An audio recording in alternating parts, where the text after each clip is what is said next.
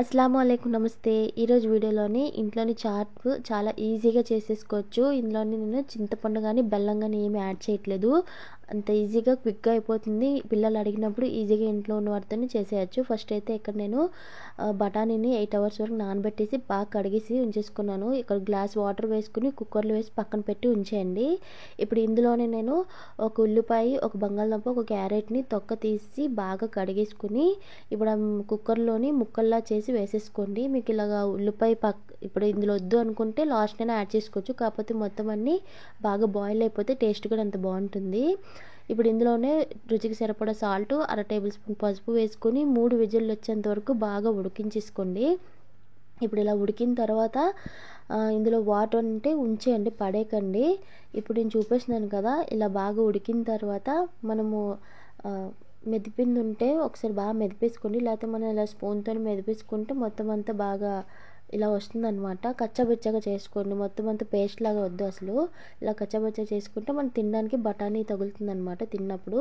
ఇప్పుడైతే ఇక్కడ stove on చేసుకొని ప్యాన్ పెట్టేసుకున్నాను. ఆయిల్ వేసేసుకొని ఒక 1/2 టేబుల్ స్పూన్ వరకు జీరా వేసుకోండి. ధనియా పౌడర్ 1 టేబుల్ స్పూను, జీరా పౌడర్ 1 టేబుల్ స్పూను, అలాగే కొద్దిగా గరం మసాలా పౌడర్, అలాగే 1 టేబుల్ స్పూన్ వరకు కారం కూడా వేసేసుకొని వీటినన్నిటిని చిన్న మంటలను ఒకసారి వేయించేసుకోండి. ఇప్పుడు ఇందులో మీకు కావాలంటే ఆనియన్ కూడా వేసుకోవచ్చు.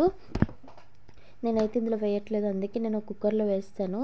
ఇప్పుడు ఇది ఒకసారి బాగా దగ్గరికి అయిన తర్వాత 1 టేబుల్ స్పూన్ వరకు అల్లం వెల్లుల్లి పేస్ట్ వేసేసుకొని ఒకసారి మళ్ళీ బాగా వేయించేసుకోండి. ఒకవేళ మన కింద అడుగు అంటుతుందంటే 1-2 టేబుల్ స్పూన్ వరకు వాటర్ వేసుకొని వేయించేసుకోండి. ఇలా వేగిన తర్వాత ఫస్ట్ మనం బఠానీని ఉడికించుకున్నాం కదా, అది కూడా యాడ్ చేసేసుకొని ఈ ప్రాసెస్ మొత్తం చిన్న మంటలోనే ఒకసారి ఉడికించేసుకోండి. ఇందులోనే ఒక గ్లాస్ వాటర్ వేసేసుకొని చిన్న మంట మీద మూత పెట్టి ఉడికించేసుకోండి ఒక 10 నిమిషాల వరకు. ఇలా ఉడికిన తర్వాత ఇందులోనే కొత్తిమీర కొద్దిగా వేసేసుకోండి. అలాగే చాట్ మసాలా ఉంటుంది కదా, 1/2 టేబుల్ స్పూన్ వరకు వేసేసుకొని ఒకసారి బాగా కలిపేసుకోండి. కలిపేసుకొని మనకు ఒక ఉడికొచ్చేంత వరకు మూత పెట్టి ఉడికించేసుకోండి.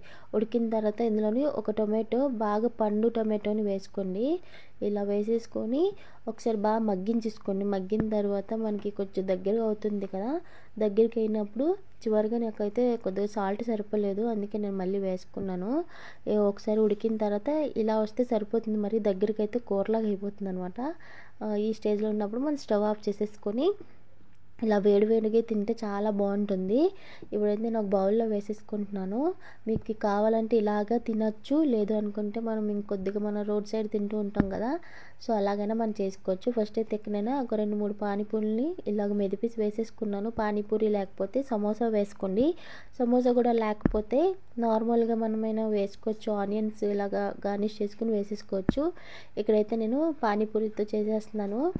పానీపూరి వేసిన తర్వాత బఠానీ చాట్ మొత్తం వేసేసుకోండి. ఇప్పుడు ఇందులోనే చిన్న ముక్కలుగా చేసుకున్న ఉల్లిపాయ ముక్కల్ని వేసేసుకోండి. పైన ఉల్లిపాయ ముక్కలు వేసేసుకొని కొద్దిగా నిమ్మకాయ చెక్క కూడా పిండేసి ఇందులోని మిక్చర్ కూడా యాడ్ చేసేసుకోండి. సమోసా అంటే వేసుకోండి, లేకపోతే అవసరం లేదు.